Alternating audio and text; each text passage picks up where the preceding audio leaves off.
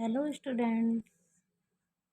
तो आज जैसा आपको पता है आज टीचर्स डे है। तो सबसे पहले तो मैं अपने टीचर्स को प्रणाम करती हूँ। उनका बहुत बहुत मेरे जीवन के लिए आभार है कि उन्होंने मुझे काबिल बनाया और आज मैं एक अच्छी ज़िंदगी जी पा रही हूँ। तो मेरी सभी शिक्षकों का हृदय से आभार। और इसी के साथ आज हम अपना एक नया टॉपिक शुरू करते हैं जिसका नाम है मेथड्स ऑफ सेपरेशन। ठीक है। मेथड ऑफ सेपरेशन का मतलब है बेटा कि जैसे इम्प्योरिटी है कि है ना। तो मिक्सचर में इम्प्योरिटी है तो हमें इम्प्योरिटी अलग करनी है और प्योर सब्सटेंस अलग करना है। तो उसके कितने मेथड्स हो सकते हैं ना। तो देखो इसमें ना मेथड ऑफ सेपरेशन इसमें अभी हमने 6 मेथड्स लिए हैं। पहला है हैंड पिकिंग, दूसरा है थ्रेशिंग, तीसरा है विनोइंग, चौथा सीविंग, पांचवा मैग्नेटिक सेपरेशन एंड छठा है सेडिमेंटेशन एंड डिकंटेशन। तो हम क्या करेंगे इसमें हम एक एक करके इसको आराम से समझते जाएंगे। तो बेटा देखो इसमें जो सबसे पहला है हैंड पिकिंग। इसको अगर आप पढ़ रहे हो तो इसी से समझ में आ रहा है हैंड पिकिंग मतलब हाथ से छाँट कर अलग करना। ठीक है। तो जैसे मान लो आपने घरों में मम्मी लोगों को देखा होगा कि चावल में कूड़े वगैरह होता है तो वो क्या करती हैं हाथ से छान छान के अलग करती हैं ना। जैसे गेहूँ बीना जाता है घरों में। तो ये मेथड कहलाता है हैंड पिकिंग। लेकिन इसमें एक चीज़ ध्यान रखने की बात ये होती है कि हैंड पिकिंग तभी ये आपका यूज़फुल है जब ये थोड़ा सा अमाउंट हो, है ना। तो आइए इसके बारे में थोड़ा सा पढ़ लेते हैं। इसमें देखो क्या लिखा है, when constituent of a solid mixer is big. ठीक है। और ये तो समझने वाली बात है कि जब आपका इम्प्योरिटी जो है वो थोड़ी बड़े साइज की होगी जो आप आसानी से देख सकते हो तभी आप उसको रिमूव कर पाओगे। एंड विजिबली डिफरेंट यानी आपको दिख जाए, है ना। It can be separated by hand picking. ठीक है। This is useful for removing small amount of impurity from a mixture. Okay. अब इसके एग्जाम्पल्स दिए हैं, स्टोन्स फ्रॉम राइस और wheat, plucking rotten pomegranate seeds और rotten grapes from the bunch. हाँ बिल्कुल सही है। जैसे आपका अनार कभी भी आप छीलते हो तो उसमें जो सड़े दाने वगैरह होते हैं उसको आप हाथ से अलग कर देते हो और बाकी जो यूजफुल होता है उसको हम अलग कर लेते हैं, यूज कर लेते हैं। ऐसे ग्रेप्स का बंच है, ग्रेप्स के बंच से जो भी रोटन होगा पीस होगा ना ग्रेप का उसको हम अलग कर देंगे हाथ से और बाकी जो अच्छा है वो यूज हो जाएगा। अच्छा इसमें जो ये सबसे मेन पॉइंट है कि hand picking is can be only apply when component of mixer have different shape size and colour. बिल्कुल सही बात है बेटा। देखो जब आपको पता है कि अगर मान लो जैसे राइस है, राइस वाइट कलर का है और उसमें मान लो इम्प्योरिटी भी अगर वाइट वाइट कंकड़ मान लो मिला दिया, वाइट स्टोन मिला दिया तो क्या आप आसानी से उसे सेपरेट कर पाओगे? नहीं कर पाओगे।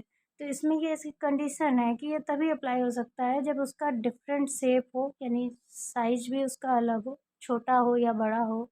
और शेप शेप का मतलब जैसे चावल स्ट्रेट है तो वो थोड़ा दूसरे शेप का हो।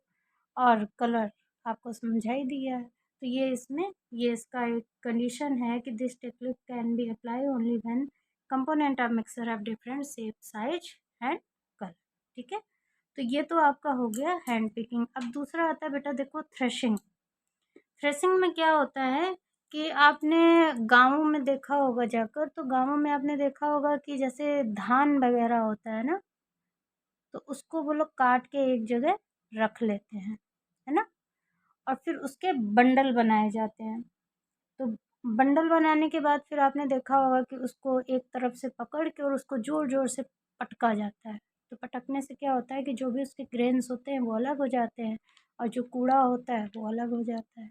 ऐसे ही आपने व्हीट में भी देखा होगा, व्हीट में भी काट के हार्वेस्ट करके उसको अलग-अलग बंच बना लिए जाते हैं और बंच बनाने के बाद उसको ज़ोर-ज़ोर से कहीं दीवार पे पटकते हैं या ज़मीन में ही मारते हैं तो उससे क्या होता है ग्रेन्स ग्रेन्स अलग होकर जो प्रेशर लग रहा है ना, फ़ोर्स लग रहा है उससे ग्रेन्स अलग हो जाएँगे और जो उसका वेस्ट मटेरियल है वो आपका अलग हो जाएगा। तो इस पे आइए थोड़ा-सा पढ़ लेते हैं इसमें क्या है थ्रेशिंग में।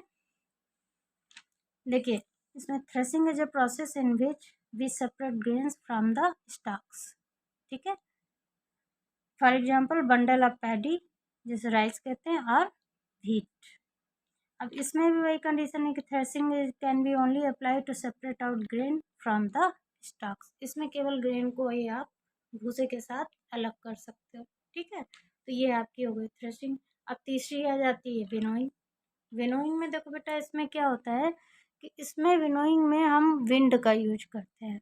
ठीक है, विदाउट यूज ऑफ विंड, या कह सकते हैं without help of wind we can't use winnowing. जैसे कि आप जैसे मान लीजिए एक सबसे अच्छा सा एग्जांपल अगर हम आपको घर का एग्जांपल दें, जो आप लोग आसानी से खुद ही यूज करते हो, इस चीज़ को करते हो घर में। जैसे मूंगफली का भी सीजन आने वाला है, तो आप देखते हो कि अगर जैसे रोस्टेड पीनट है, उसको आप हाथ में लोगे, उसको कस के रब कर दो तो उसका छिलका अलग हो जाता है। फिर उसको मुंह से माउथ से अपने ब्लो कर दो एयर, तो क्या देखते हो कि जो छिलका है वो अलग हो जाता है, जो उसके पीनट्स होते हैं वो आपको हाथ में मिल जाते हैं, उसको खा लिया जाता है। तो बस यही चीज़ है विनोइंग, मतलब हवा, हवा with the help of wind, with the help of wind इसको हम जो लाइटर पार्टिकल होगा उसको सेपरेट आउट कर लेंगे। जैसे देखिए इसमें आगे हम पढ़ते हैं इसको, इसके नोट्स हमने ये बना दिए हैं। With the help of wind we separate lighter solids from heavier ones, each called winnowing. For example mixer of chaff and grain is made to fall from height. जैसे ये भूसा उसमें मिला हुआ है, तो हम क्या करते हैं, ये बहुत ईज़िली आपको देखने को मिलेगा कि जितने भी हमारे फार्मर्स होते हैं, अगर वो अनाज में ये तिनका वगैरह होता है तो उसको क्या करते हैं, ऊपर से हाइट से गिराते हैं। तो जिससे क्या होता है, जो हवा होती है ना, तो जो लाइटर है, जो भूसे का पार्टिकल है वो दूर जाकर गिरता है, और जो अनाज होता है वो वहीं पर ढेर लग जाता है। तो ये कहलाता है प्रोसेस विनोइंग। ठीक है, तो इसमें देखो ये इसका भी क्या कंडीशन है, apply when mixer of heavy and light particles. ठीक है, वही सेम चीज़ है कि अगर हैवी और लाइट पार्टिकल्स का मिक्सर है तो आप इसको आसानी से विनोइंग प्रोसेस के द्वारा आप इसको अलग अलग कर सकते हो, सेपरेट कर सकते हो। अब इसके आगे आता है बेटा सीविंग। ठीक है, तो आगे देखिए, अब हम आगे बढ़ते हैं। तो नेक्स्ट आपका आ जाता है सीविंग। ठीक है, अब देखो बेटा सीविंग में क्या होता है कि इसमें हम वी यूज सीव। सीव मतलब छन्नी। ठीक है, एक ऐसा वसल जिसके बॉटम में ढेर सारे पोर्स होते हैं। ठीक है, तो उसको कहते हैं सीव। जैसे आपने घरों में देखा होगा कि ममा लोग आटा चलती हैं, तो उससे जो चोकर होता है, जब छाना जाता है उसको हिलाया जाता है तो चोकर अलग हो जाता है, और बाकी आपका जो आटा होता है वो नीचे गिर जाता है, चोकर आपका उसमें सीव में अलग हो जाता है। तो इसमें भी बस यही है कि इसमें जो साइज साइज के हिसाब से आप सीप सेलेक्ट करोगे। अगर छोटा साइज है आपके इम्प्योरिटी का तो आपको छोटे होल्स वाला सीप यूज करना है। ठीक है, जैसे कि हमने आपको एग्जांपल एक फ्लोर का दे दिया, उससे आपको जैसे कि ब्रान हटाना है, यानी चोकर हटानी है, तो आप जो घरों में सीव यूज होती है वो होती है। लेकिन अगर आप कहीं कंस्ट्रक्शन साइट पे चले जाओ, वहाँ पर आपने देखा होगा कि मोरंग छानी जाती है, सैंड को छानते हैं, तो उसमें जो भी स्टोन्स होते हैं, जो बड़े पार्टिकल्स होते हैं, तो उसके लिए आप देखते हैं कि बड़े होल्स वाले सीव यूज किए जाते हैं, जिसको हम लोग आम बोलचाल में छन्ना बोलते हैं ना। तो ये जो प्रोसेस है ये सीविंग कहलाता है। बहुत सिंपल है बेटा ये देखो, तो इसमें सीविंग में क्या है, in this process we use the sieve. ठीक है, हम एक छन्नी का यूज करते हैं। सीव क्या होता है, shallow vessel with small holes at its bottom। ठीक है, and solid mixer is second on a mess. ठीक है, जाल में, मतलब एक सॉलिड मिक्सर जो भी आपका है उसको एक जाल में आप उसको हिलाते हैं। दस smaller particles passes through the holes and bigger one remain and the mess. ठीक है, अब for example brown from floor, वही आटे से आपका चोकर निकाल दिया। दूसरा stones from sand at the construction site. ठीक है, अब नेक्स्ट आता है मैग्नेटिक सेपरेशन।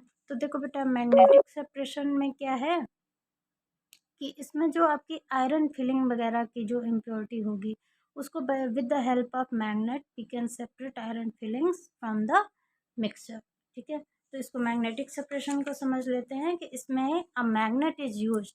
ठीक है, एक मैग्नेट हम यूज करेंगे in this process to separate the constituent of a mixer is known as magnetic separation. बहुत सिंपल है। For example iron filings from the mixer of iron and sulphur. जैसे मान लो कोई मिक्सचर है जिसमें आयरन है और सल्फर है। अब आपको आयरन फिलिंग्स उससे रिमूव करनी है, तो आप क्या करोगे, एक बड़ा सा मैग्नेट लोगे और उससे जो है उसको जब पास में ले जाओगे तो उसमें जो आयरन फिलिंग्स होंगी वो उसी मैग्नेट में चिपक जाएंगी आपके। तो इस ढंग से आपका ये आयरन फिलिंग्स वाली जो इम्प्योरिटी है वो दूर हो जाएगी।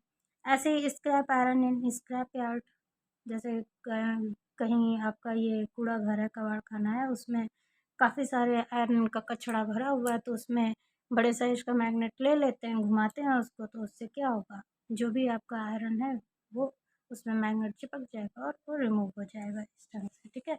अब नेक्स्ट आता है सेडिमेंटेशन एंड डिकेंटेशन।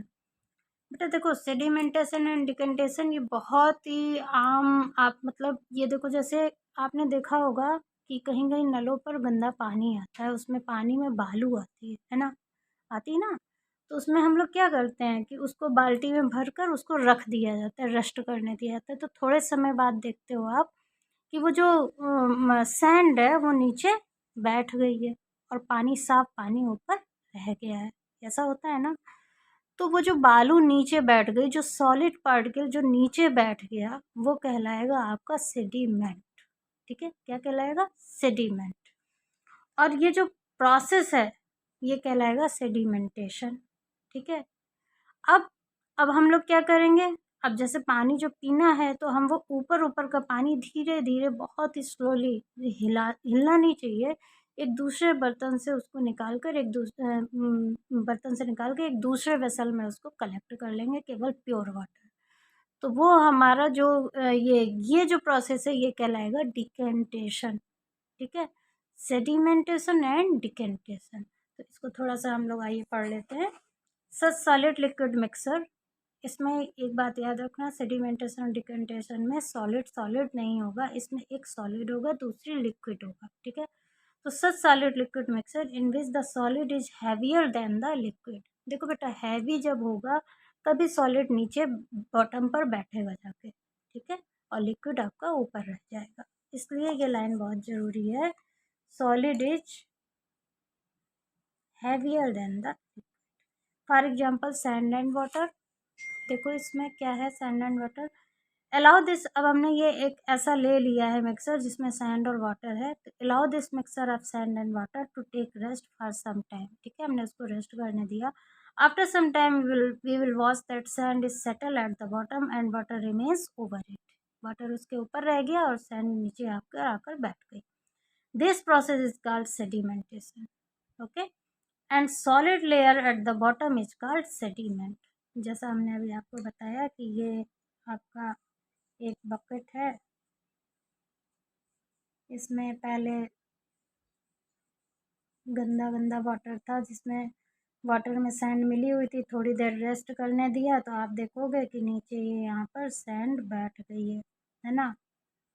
तो ये जो सैंड बैठी है ये हमारी क्या कहलाएगी, सेडिमेंट। ठीक है, ये हमारी कहलाएगी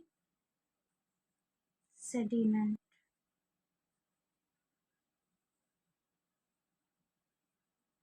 और ये जो प्रोसेस है ये कहलाएगा सेडिमेंटेशन। ठीक है, अब आगे देख लेते हैं। अभी हमने आपको बताया कि ये सेडिमेंटेशन और डिकेंटेशन में एक चीज़ और आती है कि ये जो वाटर आपने प्योर वाटर जो निकाला है, ठीक है, इसको हम कहेंगे सुपरनेटेंट लिक्विड। लिक्विड यानी कि जो वाटर है अबव द सेडिमेंट, जो सैंड के ऊपर वाटर आ गया है, इज कॉल्ड सुपरनेटेंट लिक्विड। ठीक है, तो यहाँ पर जो ये वाटर ऊपर ऊपर आया है वो कहलाएगा supernatant liquid. Now pour this water very carefully into another pot. अब हमने बहुत ही आराम से, बहुत ही आहिस्ता से हमने ये जो वाटर है इसको हमने दूसरे पॉट में कलेक्ट कर लिया। एंड सेडिमेंट यानी कि sand remains as such in this vessel, this process is called decantation. ठीक है, तो अब इसकी कंडीशन क्या है, condition is solid should be heavier than the liquid. जो भी हमने आपको समझाया कि सॉलिड जब तक हैवी नहीं होगा तब तक वो बॉटम पर नहीं बैठेगा। अब इसका देखो एक ये दिया हुआ है कि अगर सॉलिड मान लो लाइटर हो तो क्या होगा, for example for mixer of husk and water, पानी में भूसा मिला दो तो क्या होगा, चाहे घंटों रखा रहने दो, क्या भूसा जम उसमें बॉटम पर बैठ पाएगा? नहीं। क्यों नहीं होगा? इसलिए नहीं होगा बेटा क्योंकि हस्क जो है वो लाइटर है देन द वाटर, इसलिए ये जो सेडिमेंटेशन एंड डिकेंटेशन है ये इसमें लागू नहीं होगा। ठीक है। For mixer of husk and water this process will not work because husk is lighter than the water. तो ये आज आपके ये जो 6 प्रोसेस थे ये हमने आपको समझाए हैं। इसमें 3-4 प्रोसेस और बचे हैं, इसका हम नेक्स्ट वीडियो लेकर जल्दी ही आएंगे। तब तक के लिए आप खूब मन लगाकर पढ़ाई कीजिए और आगे बढ़ते रहिए। Thank you for watching.